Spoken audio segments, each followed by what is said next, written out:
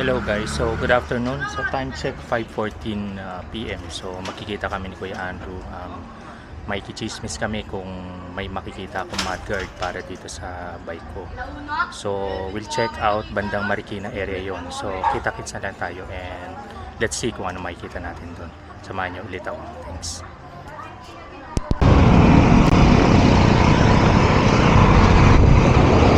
Okay.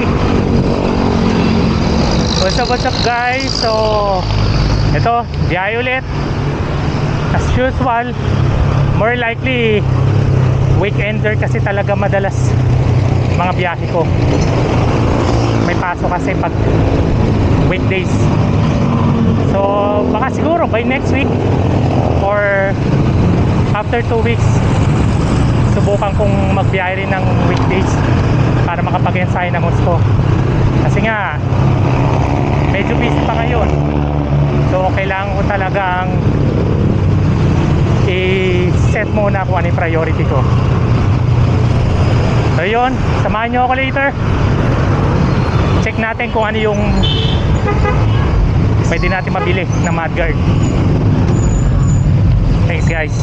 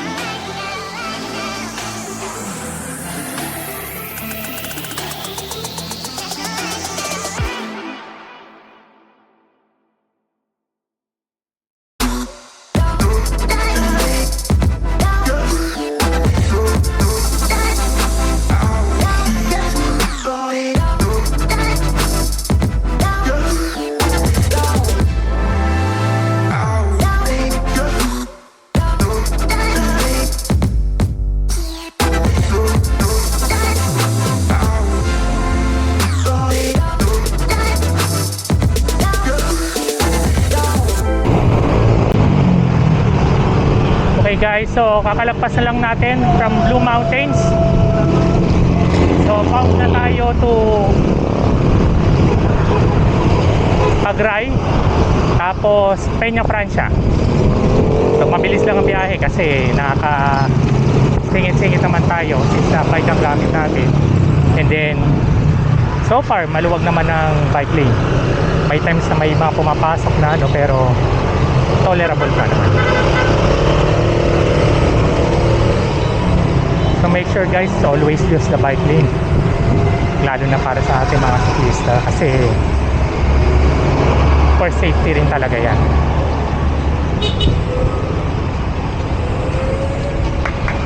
So medyo traffic dito, so check natin kung makakasingit tayo, papasok na mabilis.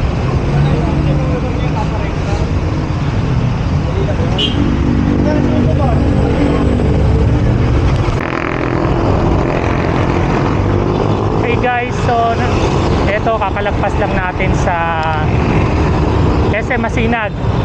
Grabe traffic, kahit sa bike lane matraffic na rin. So may tendency sa bangketa dumaan. So pero hindi ko naman kailangan masyado abusuhin kasi marami ring taong dumadaan sa bangketa. So share lang talaga ng daanan para iwas aberya as well na for safety natin. So yun, bound to LRT Santolan.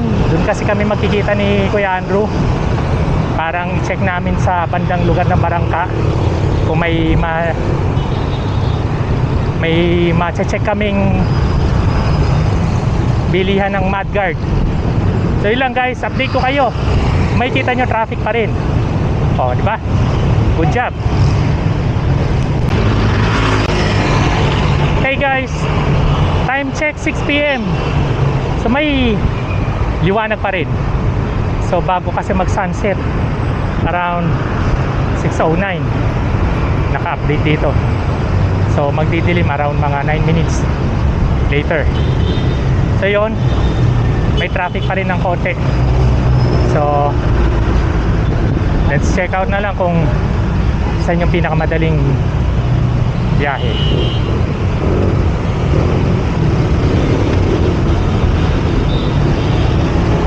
So good thing naman, mapagbigay naman yung mga ibang sasakyan.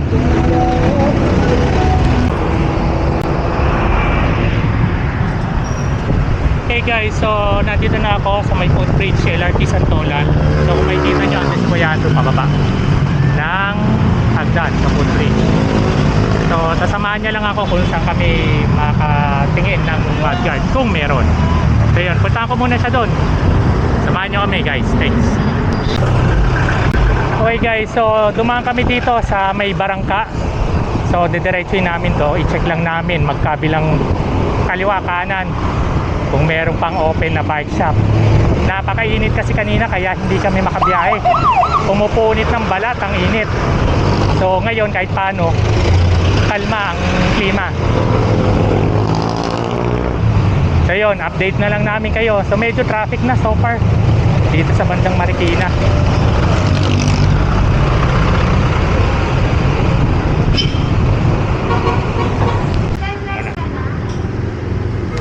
So guys, time check 6:32 PM. So masyado ng gabi. Mukhang wala na kami mahanapan na mudguard yung pagbibilang.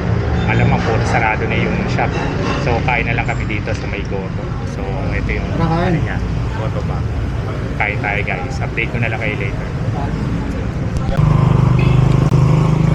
Okay guys, so sa ngayon nakapasok kami sa loob ng Marikina. So far is hindi namin alam kung saan ba yung mismong labasan dito. You can check.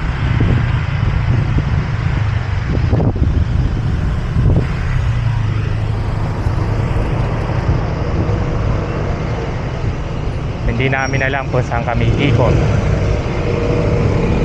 Pasok lang ng pasok hanggang sa makalabas sa Ayala Bilis.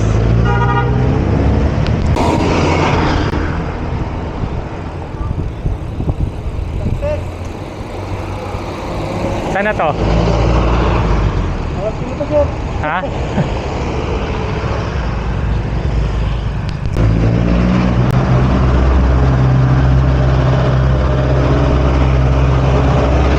Okay guys, so papalabas na kami ng Ayala Feliz. So hopefully isang diretso lang to para makalabas na sa pasikot-sikot ng Marikina. Medyo nakakaligaw kasi hindi nga namin ganun kabisado. So, check ko lang kung saan ang diretso. Okay guys, kung makikita nyo kung gaano kadami pasahero na naghihintay. Sobrang traffic din sa mga nalagpasan ko.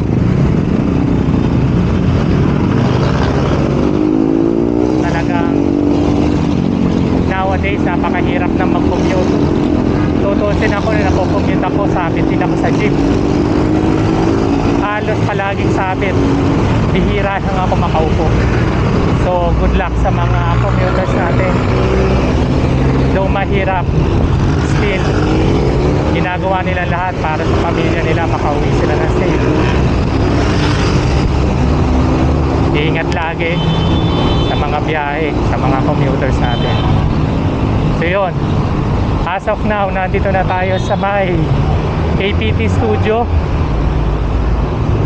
sa lugar ni na TVJ, yung dating binili ng tape yata. I'm not sure, basta yun. ito. So far maluwag naman. Talagang bandang Santa Lucia lang yung traffic. Pero dito dire-diretso ang daloy ng ano, ng sasakyan.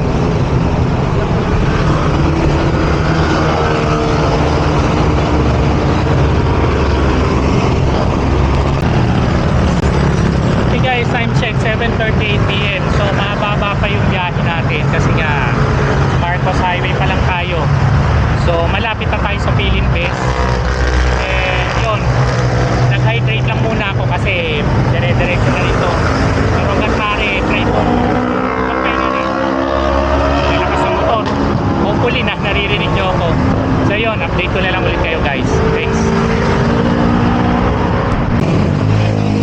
Hey guys, so tapos na ang era ng Patag. Dito na tayo sa era ng Ahon. So pauwi na tayo papuntang Padilla. So ito yung unang mahabang ahon hanggang SM Cherry yan, dire-diretso. So usually naglalaro lang naman to ng parang 3 to 4%, pero pag malapit ka na sa SM Cherry papalo na to na 6 to 7% eh. So let's find out.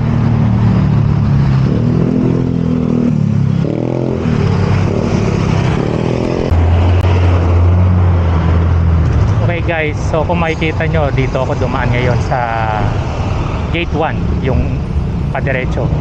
Kasi meron naman tayong lakas pa para manyaw. So kaya naman talaga. Noong nakaraan lang kasi parang pagod-pagod pa ako noon eh. So hindi ko magawang umahon dito ng diretso pa kasi mapapatukod ako. Gusto ko sana kasi hanggat maaari is madiretso ko hanggang makaahon. So yung kasi madalas sa objective ko kung kakayanin. Pero guys, kung di talaga kaya, ipahinga nyo kung nagalangan kayo. So yun, ahunin muna natin to. Update ko kayo later.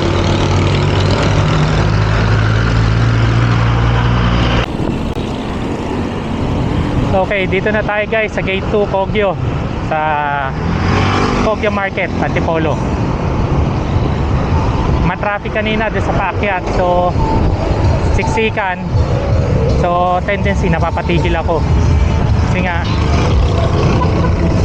yung mga jeep ayaw nilang naunahan sila ng pasahero. Shoutout sa inyo mga jeepney driver.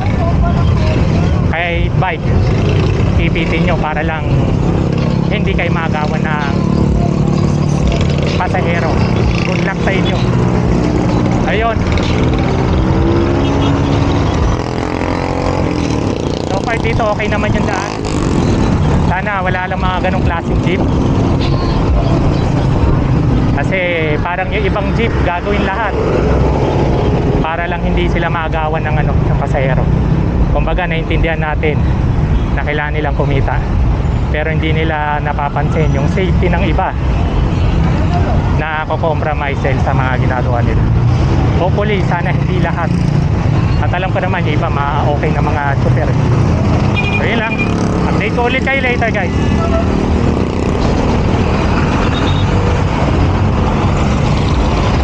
Okay guys, so ito yung bagong makauwi. So kailangan natin umahon ng malupit dito. So pacing na lang tayo kasi may pagod na eh.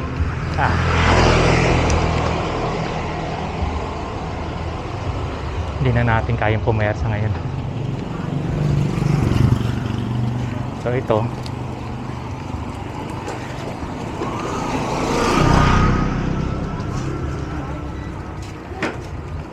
so tamang pacing lang para hindi ganun kabigat.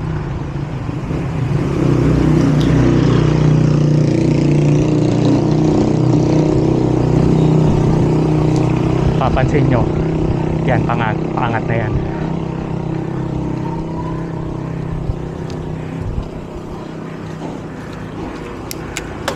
As of now 10%.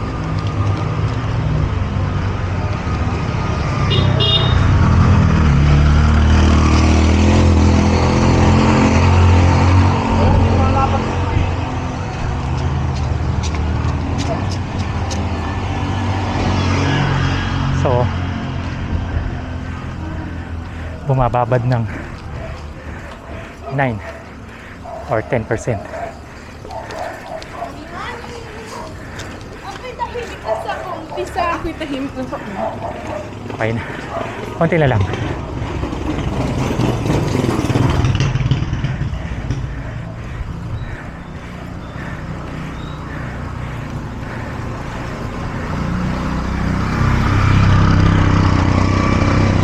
Atlas.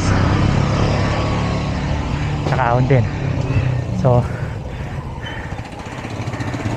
puro losing na siya.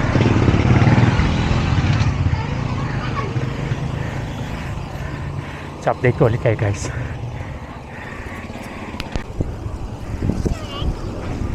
So yun, okay guys. So malapit na ako sa amin. So salamat sa pagsama sa amin ni Kuya Andrew. Di man kami nakahanap pero still nakaka-enjoy yung ride. So again, please like, share, and subscribe. So see you in the next one guys. Hindi.